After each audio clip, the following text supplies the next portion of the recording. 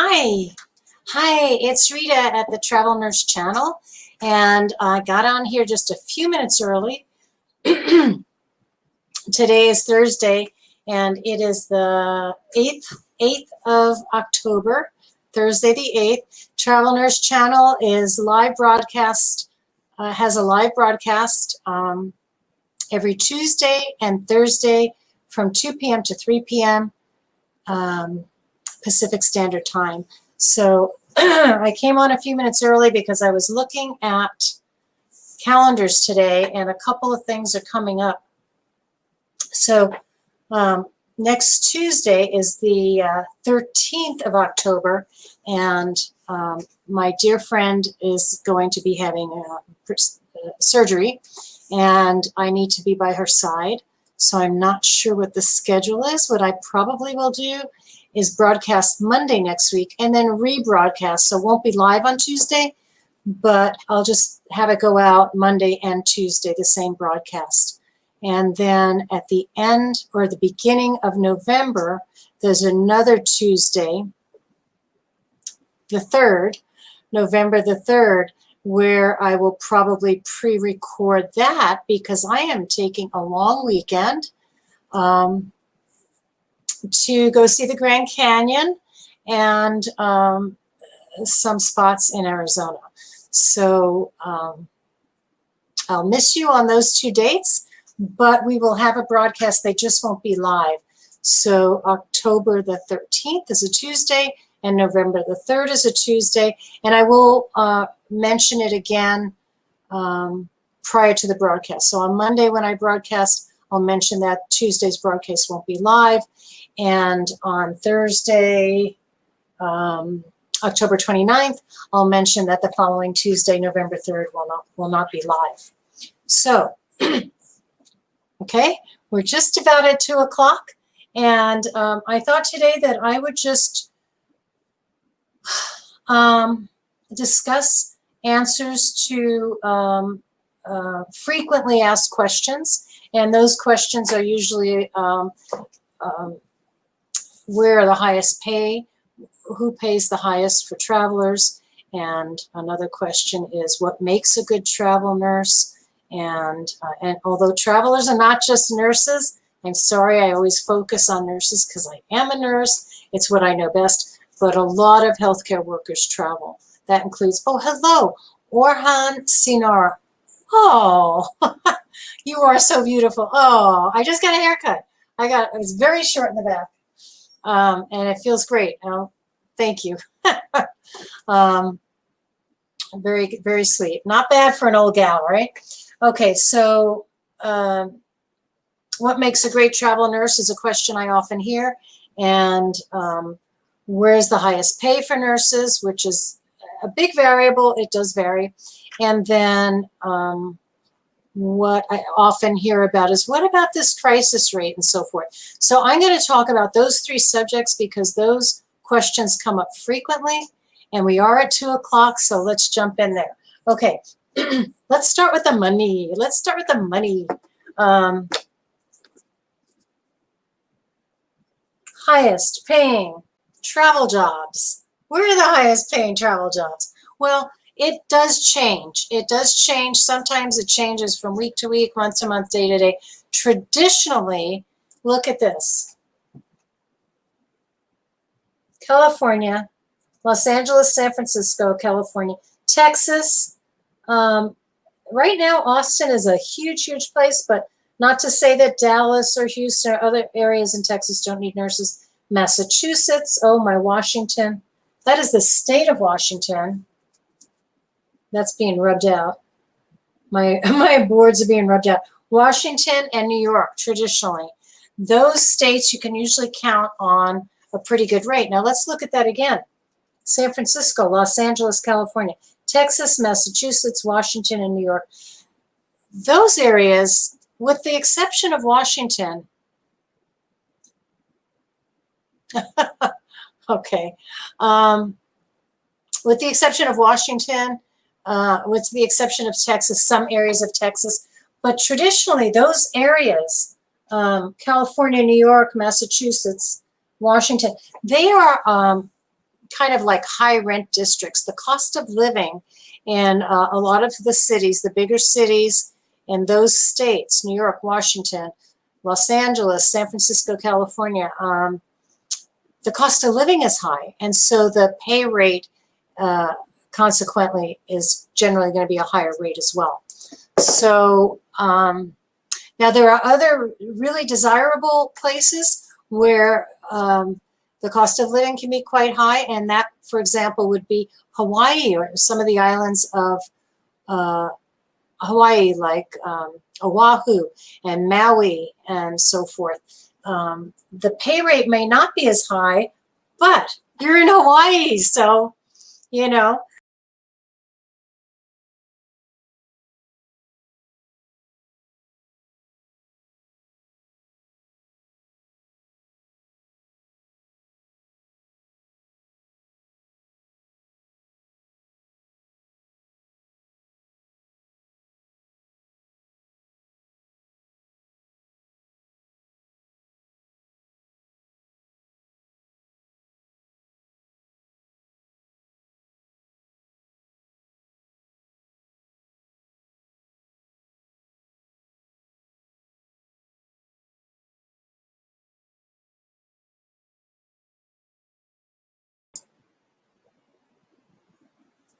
I went away.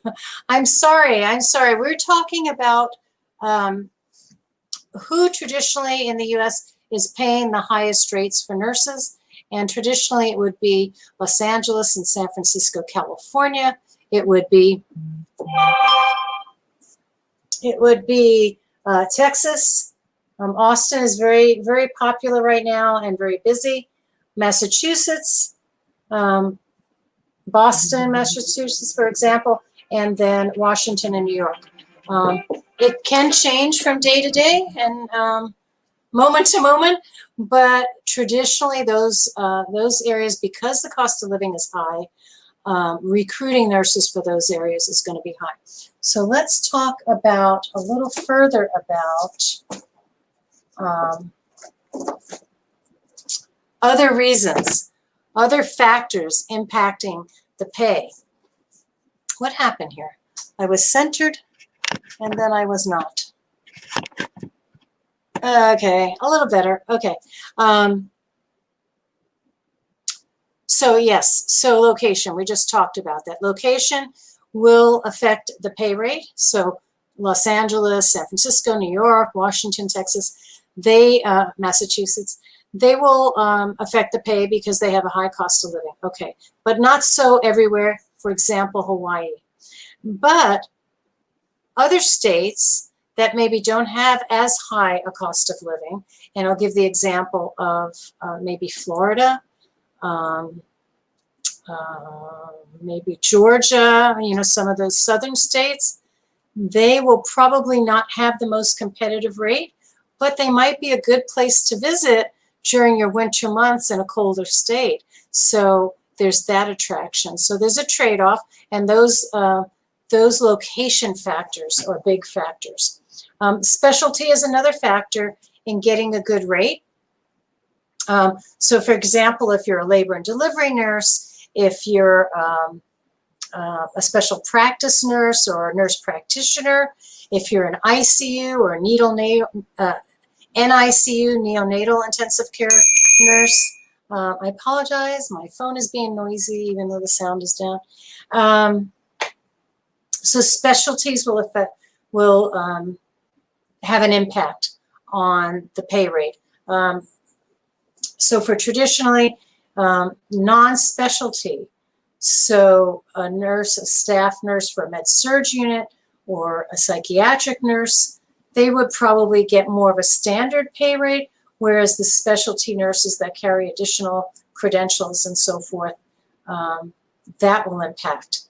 Another thing to consider too is, and this can be a great opportunity and a great frustration. So nurses that have, traditionally the requirement is 1 to 2 years of experience, usually 2, sometimes more for the specialty nurse.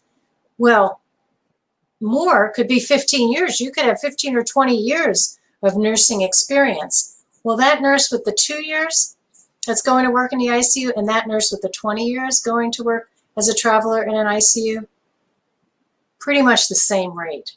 So a real plus for newer nurses to experience travel, but a little bit of a frustration for a seasoned nurse, but you know, you're going to get a good rate. You're going to get a competitive rate. It's just not usually going to vary. You know, if you meet all the criteria and the criteria is 2 years of experience, it doesn't matter if it's 2 years, 10 years, or 20 years. So that is a factor. And then these kind of go together, but they're two separate. Flexibility is very, very important. So flexing to other units. What is that called? Not just flexing. Flexing. Oh, the word is escaping me. But being transferred to another unit mid-shift it can be frustrating and so forth, but that is oftentimes a requirement to flex to other units. And I think there's another word, and that word is escaping me right now. But flexing to another unit is often a requirement of a traveler, and can affect, can be, the more flexible you are, the more units you can flex to. So say you have 5 years of experience and you floated. Floated is the word I was looking for. So if you're flexible and you can float to various units, say you can float to telemetry, med-surg, step down, and ICU, because in the last 5 years, that's what you did at your regular job. You routinely floated to the ICU one day, 1 week, and then to the tele unit, and then the step-down unit, and so forth. So that kind of flexibility is marketable, and that can be a factor impacting your pay rate. And then finally, night shift differential. So most often on staff as well as with travelers, and there are quite a bit of requests and needs and jobs for night travel nurses. So that can offer a little more and impact your pay rate as well. So those things. Now, this question has come up a few times, and so we'll talk about it a little bit. Keep in mind, all of this information I give you is broad. It will be specific when you talk to your recruiter, or specific to the hospital that you travel to. And it could be 2 hospitals in the same town offer completely different packages, contracts. So rapid relief and crisis pay, those two come in from time to time, and some travel companies cater primarily to rapid relief and crisis pay. And that could be, you know, some man-made crisis, like the pandemic that we're going through. It could be a hurricane, or like the wildfires up in Northern California and Oregon. Oregon usually has pretty good pay rates as well. So the thing with the rapid relief nurse traveling is that you have to be ready to travel. And that company that you work with and your recruiter is going to know. You've traveled with them before, and they know your schedule, and they know that within 48 hours, they can send you into an area that is in need of a rapid relief nurse, or they can plan on sending you in for crisis rate when it comes up. And they're a little different. The crisis rate could be that they're similar, and some companies will call it one and the other, but give me 1 second to hydrate. Okay, so rapid relief means something came up very, very quickly. They had no time to plan around it. And crisis rate might mean something like a strike, and the administration of the hospital and the nurse or the nurses union may be in conversations about changing some things, and they don't know. They anticipate. Maybe they anticipate at the beginning of the year, there's going to be a strike. So they might be setting up crisis rate packages for January, and it may or may not come to pass. The rapid relief is more that they have, that the agency that does the rapid relief and does the crisis rate has discussions with you. You've been traveling with them on travel assignments, and they ask you if you'd be interested in any of the rapid relief needs that may come up, and they say yes. And so they look at where you've been. Say you've been to Oregon, you've been to Washington, and you've been to California. So you have licenses in those 3 areas, albeit they may be temporary licenses, okay? Say you live in Ohio, but you've traveled to California, Oregon, and Washington, okay? So maybe they anticipate something's going to happen in Washington. Maybe a little bird told them there's talk of a walkout or a strike, or there's another wave. They're anticipating another wave of the novel COVID virus, and they're starting to recruit and plan. And they have a conversation with you, and they say, let's say it's Jeffrey, Nurse Jeffrey, we're a little concerned about Washington. It looks like your temporary license is about to expire. We're going to offer to renew that license for you. Will you be available in January should they need rapid relief in Washington at such and such hospital? And you can agree to that and make yourself available for that. And it may or may not happen. Here's another thing about some of these crisis rates and these rapid relief assignments that pay very, very well.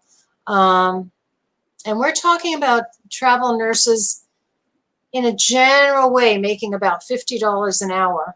And you times that, times full time, times 13 weeks. Well, the crisis or the rapid relief may just be for a long weekend. It may be for 2 weeks. So they're not generally 2-week assignments, but you can make a lot of money, maybe $1,000 a shift or something, should they recruit you for that and you accept that. So there you go. Just wanted to talk about that. What else can we talk about? Bonuses. Okay, this can happen on regular assignments, and this can also happen on a rapid relief or a crisis pay assignment. A bonus is usually a completion bonus, okay? So let's just say 2 weeks, okay? You live in Ohio, you've traveled to Oregon, Washington, and California, and all of a sudden something comes up, let's say Northern California because of the fires, and nurses have been displaced and sick and so forth, and they need to bring in some nurses ASAP. So they call you, maybe your license is active, maybe not. They may offer to pay to get your license renewed and your certs. They may offer you motel housing and so forth. They just want you for the week or 2 weeks. They're going to pay you big, big dollars and so forth. And the hospital is offering a completion bonus. So if you arrive, let's just say November 1st, just for the ease of numbers, they need you for 2 weeks. They need you from November 1st to November 14th, 2 weeks. And they need you full time, and they're going to offer additional shifts if you're interested.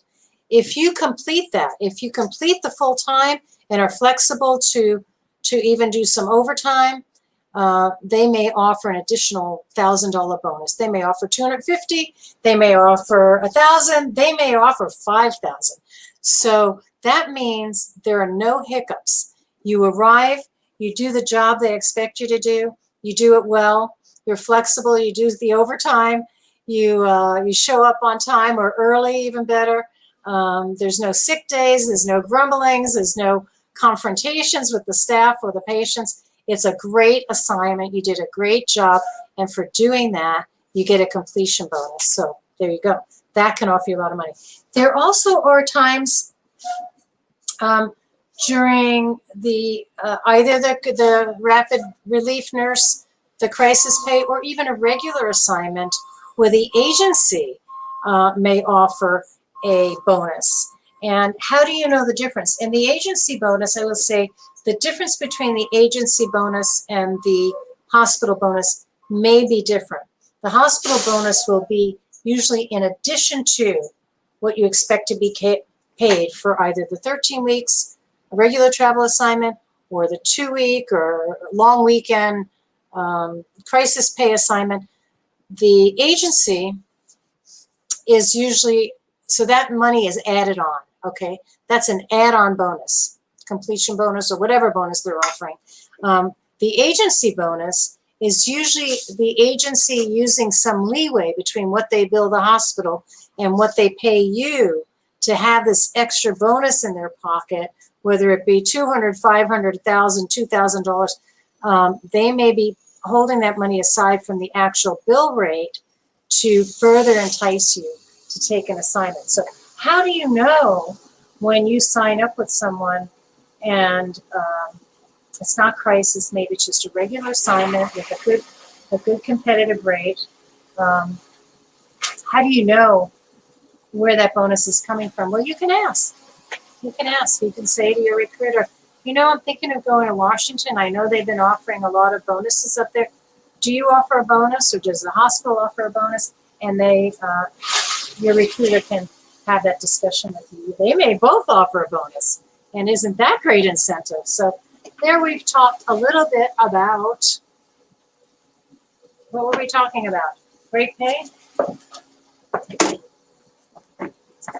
Pay rates. I thought I wrote it down somewhere.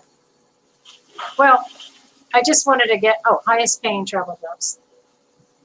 We've talked about highest paying travel jobs, what cities and states they're in, and some of the factors that impact it. So hopefully that's helpful to you.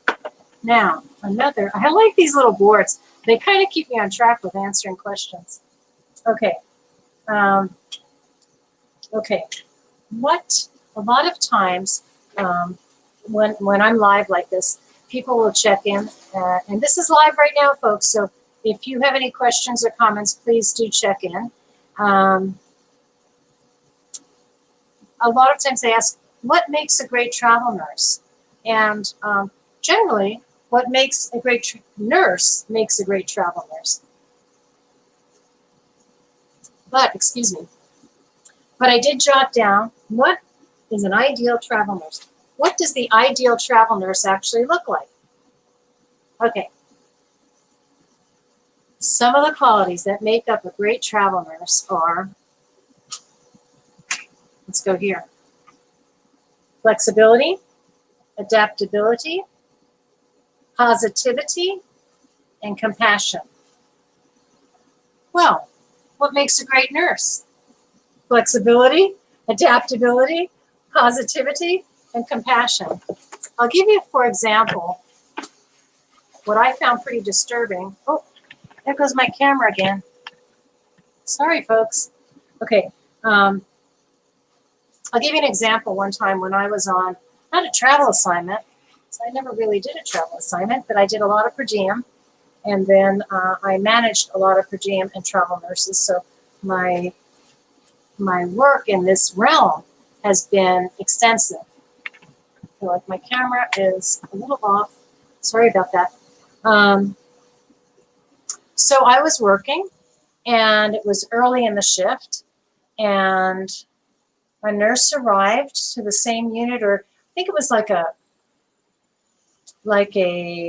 big giant 4-corner double ward. Okay, so the nursing station, a lot of the utility rooms and medications and everything were in the center.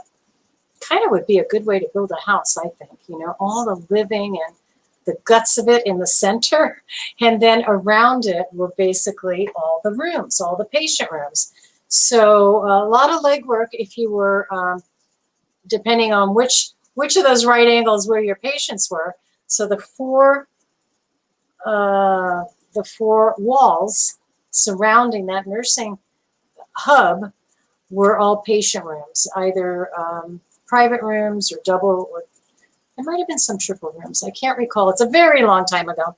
But at any rate, I had been working, I think, an 8-hour day shift, and I believe, or maybe a 12-hour day shift, and the next shift was coming on, and the nurse that came on was arguing loudly at the nurse's station with the charge nurse about her assignment. And it was so distressing to me. I believe she worked for the same company as me. It wasn't an individual that I knew personally, but it was very, very, I'm going to use a strong word. It was rather disgraceful.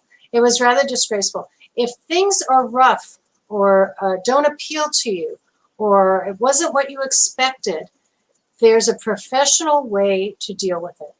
Use a chain of command. So, okay, she did one thing right. She was talking to the nurse in charge. She wasn't talking to, another nurse or another nurse aide or a doctor. She was talking to the nurse in charge of the unit. And that's about the only thing that she did right, because if you have a concern and you're distressed about something, you go to the person in charge and say, do you have a moment to speak? Where can we speak privately? Okay. You don't do it in a hub where everybody's working or charting or gathering supplies or counting out meds or whatever. And then also an earshot of family members and patient rooms. And you don't raise your voice, and then you don't, express disgust and disdain. And it was just so disgraceful. I can't think of any other word for it. It was terrible. And it went on for quite some time. And it was surprising to me that the person in charge just didn't ask that nurse to leave. But she probably was short-staffed. And there are many, many better ways to talk about it. First of all, you ask, can I speak to you about something? I have a concern. Can I speak to you privately? When and where? And if your charge nurse, if they didn't have a good attitude, then you could say, before I start my shift, I really need to check in with my agency. And then you call your agency and you tell them what's so distressful. Honestly, if you don't like the assignment, oh well, if you don't like what's for dinner, then go a little hungry or just be quiet and eat the mashed potatoes, whatever, So, so these are top of the list of what makes a great travel nurse and what makes a great nurse, period. Flexibility, adaptability, positivity, and compassion. Flexibility, adaptability, positivity, and compassion. I have added a few more, and they would be dedication, attention to detail, reliability, patient advocate, and communication skills. Now, are these going to make an ideal travel nurse? Yes. Are these going to make an ideal nurse? Yes. Dedicated, attention to detail, reliability, patient advocate, communication skills. It seems so simple, but it warrants repetition. And often people ask me what makes a great travel nurse. So I thought I'd just spell it out. And there you go. What else are we going to talk about today? Did I have something else? Oh, I made this little board too as well.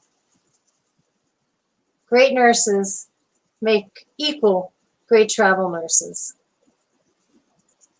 Yeah, someone asked me a few days ago, I'm nervous, I'm nervous about traveling, and, I've been a nurse for a while, I've thought about it. Hi, Gollum, I'm well. I still fractured, but I see light at the end of the tunnel. And yeah, actually, it happened on September 3rd, and now we're at October 8th. So I passed the 1 month mark. So yeah, the pain's pretty much under control. And I'm actually now meeting with an occupational therapist. So, so I can do this and this. This is what I want this hand to do. Hey, Gollum, thank you for checking in. Gollum Azam is calling. He's checking in all the way from Bangladesh. What was I saying? Great nurses, great travel nurses. Oh, nurses that are considering travel, but are a little shy or a little concerned or a little anxious. And I have to say, a little anxiety is a good thing because it makes you put your best foot forward. And if you have some of those qualities we were talking about, dedication and flexibility and positivity and professionalism, you're probably going to do really, really well. The other thing I recommend for people that are considering travel for the first time is to do some research, to maybe call, see who some of the top companies are. There are over 300. I think there's over 350 travel companies that some cater more to the allied staff, you know, the therapist or the respiratory therapist or the radiology, the ultrasound techs. Some cater more to that. Some are very broad. Cross Country is a big, big company, and they do it all. If you're a long-term nurse, there are companies that cater to that. If you're a psychiatric nurse, there are companies that cater to that. So do your research. You know what your skills are and where you can flex to, and check, you know, maybe check 1 or 2 big companies, 1 or 2 small companies, and then have your burning questions, the things that you know you absolutely can do and you absolutely can't do. We talked about where some of the things that impact higher pay rates, and we talked about crisis rate and cities and states that pay higher. Well, one of the factors was night shift differential, and that's great. If you want to do night shift or you're accustomed to doing night shift, you've been sort of doing it for many years or rotating. Like, for example, when I was a newer nurse, we did something called swing. Was it swing or rotating shifts? So we would do X amount of weeks. How do nurses practice self-care? Well, we could talk. Hi, Gollum. Hi again. How do nurses practice self-care? We can talk about that in just a minute. But some hospitals practice this sort of rotating shift. So you will do, say, 3, 4, 5 weeks on day shift and 3, 4, 5 weeks on night shift. Or if they're doing 8-hour shifts, you might do days followed by PMs followed by nights. And some nurses just work nights, and that's what they love and that's what they're accustomed to. But if you know that your biorhythms and your circadian clock, your personal clock, that you don't do well and you don't function well on nights, please, please, please don't let the money make that decision for you. You and your patients will do better. That's a part of self-care, knowing myself. If you know that you do your best work on the daytime hours, please don't accept an assignment for night shift. There are plenty of day shift assignments out there. And if there's a certain city or state that you want to go to, for example, Hawaii or Florida, just be a little patient. Maybe you wanted to go in November. Maybe you have to wait till December or January to get that day shift. Do that. Take care of yourself. So how do nurses practice self-care? That is just a great question. And I don't think the answer is very complicated. Hang on 1 second. It actually has been a topic of one of our videos in the past, and you may find it in the archives. So you can go to Facebook and go to Travel Nurse Channel and just, you know, go to the archives and see if there's any titles that talk about nurses take care of yourself.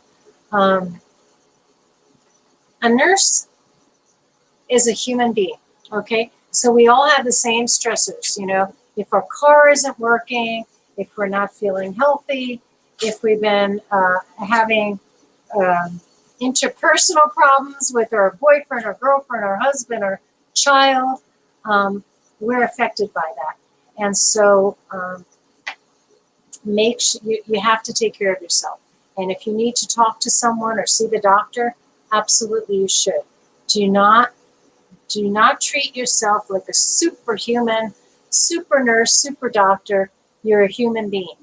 And so you have to take care of yourself and you have to recognize it. And particularly now with so many of our healthcare professionals taking care of COVID patients and having some very grim outcomes, some sentinel events after many, many weeks and months of care. Sometimes we're losing patients. It's not easy. And so, one, recognize it yourself. Maybe you don't recognize it. Maybe one of your coworkers or your supervisor recognizes it. Gollum is saying, how would you deal with someone who's not satisfied with their patient care? Okay, well, okay, that's a multifaceted situation, and it does come up from time to time. And so say you have a sick patient, and most people in hospitals and long-term facilities and so forth have healthcare problems or mental health problems or broken hips and a variety of things. And they or their family member may not be satisfied with the patient care. Okay, so you maybe are the nurse on duty, and maybe it's you who they are not happy with. And you go in, start of shift. Maybe you know this patient from a day or two ago, or last week you took care of this patient, and you go into, let's just say, Mr. Jones, and you go in and you say, "Good afternoon, Mr. Jones. My name is Rita, and I'm going to be your nurse again today. It's nice to see you. I haven't seen you in about a week." And Mr. Jones says, "You need to get out of here. I remember you were terrible. You never talked to me when you were here last," and so forth. And you say, "Mr. Jones, I'm very sorry. Let me get someone to help you." And you go and you find your supervisor and you let them know that Mr. Jones virtually threw you out of the room and complained about the care you gave him last week. And the charge nurse will say, "Well, let me go speak to Mr. Jones, but be available. We're going to have a conversation about what went on last week." And so if someone is not satisfied, it's their right. It's their right to accept or refuse care from anyone or any medicine or anything. Patients have rights. Oh, we can talk about that sometime. Patient rights. Now, I've been touching my face and touching my hair, so I want you to know I'm going to wash my hands, because you never know when I leave this room what else I'm going to touch. Oh, Sanchez Sartino. What is this woman saying? Are you mean me? Women, nobody watching, stream, turn this channel off. Okay, so Sanchez, this is a venue for traveling healthcare workers and nurses, and for those that employ them. So it's not a movie channel. It is a channel for healthcare workers, and particularly healthcare workers that travel. And so it's fine if it doesn't appeal to you. Nobody says you have to watch it.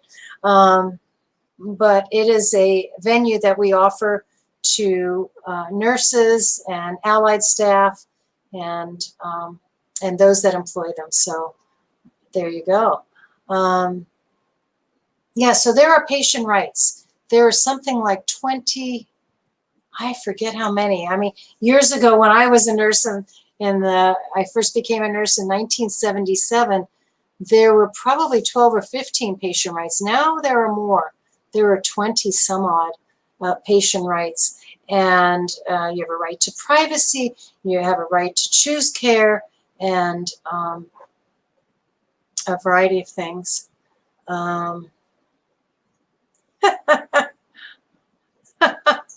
Okay, so Sanchez apologized. It's just too boring for him, and he said to stay blessed. So thank you, thank you for coming back with that.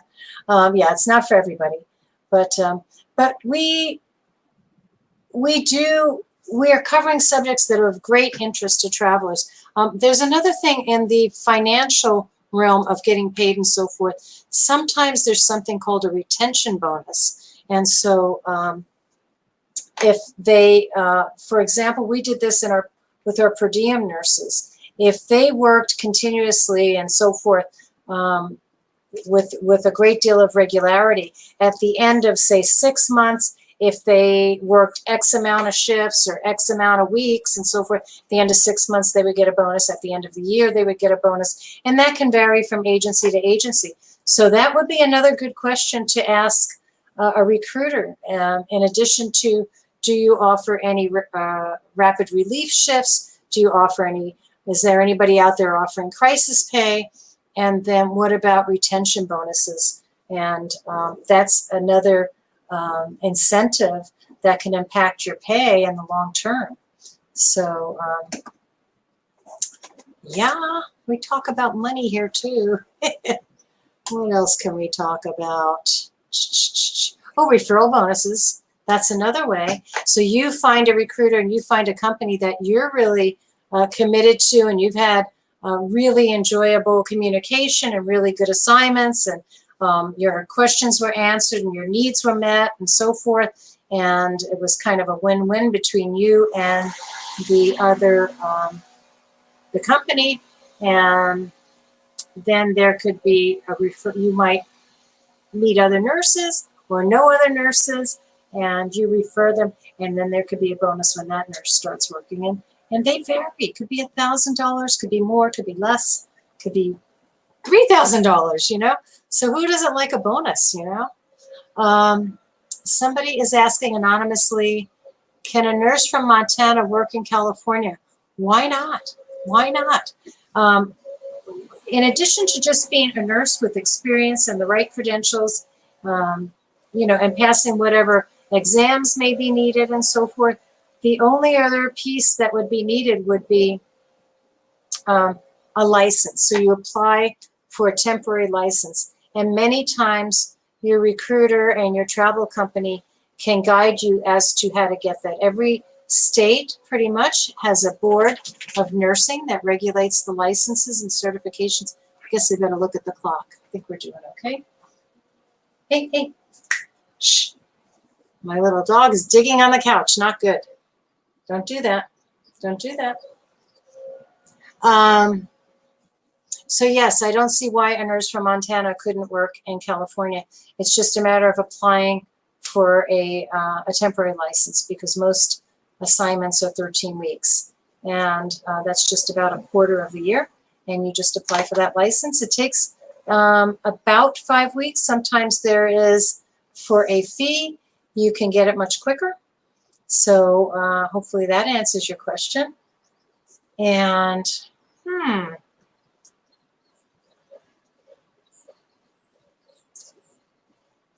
so we talked about money, and we talked about great travel nurses. We talked about bonuses, crisis pay. And I'll repeat that I started off earlier in the hour to say that we're live on the Travel Nurse channel every Tuesday and Thursday from 2 p.m. to 3 p.m. And there are a few dates coming up. October 13th, I will broadcast on the 12th, on Monday. And so on the 13th, it will be a repeat broadcast. It won't be live. And then on November 3rd, I will be out of town. And so I will pre-record for that date. And I'm not sure when I'll do that, but that'll be broadcast on November 3rd, but it won't be live. But other than that, every Tuesday and Thursday, live 2 p.m. to 3 p.m. Pacific Standard Time. Let's see. Oh, you know, something I wanted to also mention about the crisis pay. If it looks too good to be true, if they're paying, say, $200 an hour, and they want you to come work for them for the next 10 weeks and so forth, ask a lot of questions, because, as we say, it's like shipping yourself off to Vietnam, and it means that things are pretty critical. Maybe the hospital has issues. Maybe a lot of people have left the employ. Maybe they don't have the right supplies or the right staff and so forth. So ask a lot of questions. If it looks too good to be true, sometimes there's good reason for that. And so, yeah. Gollum wants to know, how would you handle a disease outbreak? Well, Gollum, we healthcare professionals, we are in the business of working with illness and injury. And so we didn't stop. We didn't stop when COVID, the novel COVID happened, and we knew very little in the beginning. We're still learning. We didn't stop when the swine flu.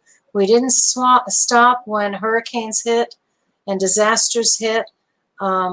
It's kind of what we do. It's kind of what we do. We're first responders in many cases, and we do know, we have a lot of hazmat training, and we have, you know, our line of defense and so forth, and our practices. We are prepared. for many, many things. And so we do respiratory control and skin precautions, all kinds of precautions. So we do what we do, knowing we're going to handle disease and disasters and so forth. So it's what we do. And then the team huddles, and the team is instructed and so forth. And little by little, we get it, we improve it, each time. So so that's what's happened. And I have to say, in many of the critical care, acute hospitals, the long-term hospitals, and so forth, that they're doing very well. They're keeping their staff very, very safe. There were a couple in the beginning, and we really didn't have a lot of information in the beginning. In the state of Washington, they had some problems with their long-term facilities and senior centers, outbreaks of the COVID, and that was terribly unfortunate. But things are under control now, and most practitioners are very, very skilled in safe practice. And so, yeah, you handle an outbreak like you handle every single day at the hospital. We assume, we don't know. There are a lot of questions we're not allowed to ask. People's privacy is important. We can't ask patients if they have AIDS. We can't ask patients if they have tuberculosis. So we wash, we glove, we mask, sometimes we goggle. If we have concerns, if somebody comes in, they have no address, we assume they're living on the street and so forth. We take extra precautions, If somebody comes in and they're coughing quite a bit and it's productive, or there's bleeding, we take precautions. So it's stuff we deal with every single day. And so a disease outbreak, we're going to do more teaching and stay abreast. And my friends that have been in the hospital all through this crisis, they said things were changing almost daily. And so they just were getting as much information as they could, and then getting on with it, getting on with the job. Not every patient in the hospital is a COVID patient. And they knew enough after dealing with things like H1N1, swine flu, and all of that in the past. They knew enough to isolate patients that potentially had these newer diseases. So great question, Gollum. So there you go. I'm gonna make a plea one more time to recruiters, to travel nurses, to any nurses thinking about traveling, to physical therapists and speech pathologists and occupational therapists and occupational therapy assistants and recruiters and hospitals and long-term facilities and skilled nursing facilities and rehab centers and psychiatric hospitals. I would love to talk to you, interview you. You can join me in one of these live videos, or we can record when it's a convenient time for you. And you can let us know what your questions are, what your concerns are, what your experiences have been with travel assignments. And we will all learn from that and appreciate it. So call me anytime, 800-737-6518, 800-737-6518, and I'll get back to you as soon as possible. You can email me, my email is travelnursechannel, Rita@travelnursechannel.com, or you can go to the website and connect with me there, and that is www.travelnursechannel.com. So let's see, any more questions? Gollum is asking, how opportunities to a nurse job in California? There are many opportunities for nurses to travel in California. San Jose, San Diego, Los Angeles, San Francisco. We were just talking about some of the best pays are in Los Angeles and San Francisco. Throughout the state, I can't even think of how many cities need nurses. We have many Kaiser facilities here. We have home health needs. There are needs that nurses aren't just needed in the hospital or in the long-term facilities. Nurses are needed for home care, for discharge planning, for a variety of things, for clinics, for doctors' offices. Many, many, many opportunities in California, absolutely. And generally, we have nice weather. This year, we had a lot of smoke and fire. Most of it under control. But still, in the last several weeks, we had a few evacuations, and that's quite terrible. Yeah, not too far from me, up in the Big Bear area, in the Riverside area, there was some evacuation. Yeah. We are very dry. Our soil in in California in general is, well, throughout the state and the valleys, there's some really excellent soil, and we grow a lot of produce. But in San Diego, for example, it is very sandy and clayey and doesn't absorb a lot. So our trees have very shallow roots, and things get very dry. We don't get a lot of rain, almost a constant state of drought. So it really requires the science of forestry and our political leaders to manage good forestry and what do I want to say, hydration and so forth, to take care of matters. But it's inevitable. It's Mother Nature at work. And yeah, so we had a lot of fires this year. It's been 2020, There's been a lot going on. So, okay. I don't know if I should just keep you going with my rambling on. I will be back on Thursday at 2 p.m. Pacific Standard Time. I mean, Tuesday, I'm sorry. Today is Thursday. So I guess I'm going to wish you all a wonderful weekend. And it's always a pleasure. And I'll see you on Tuesday. Maybe. Tuesday may be recorded. If you see me Monday, that means that broadcast will come Tuesday, not live, but pre-recorded. But I will be live Monday because Tuesday I am going to join my friend. She's having surgery, and I want to be there for her. So there you go. Okay? Take care, everybody. Enjoy your weekend. Stay healthy, stay safe, and care for yourself as you do your patients. Thank you.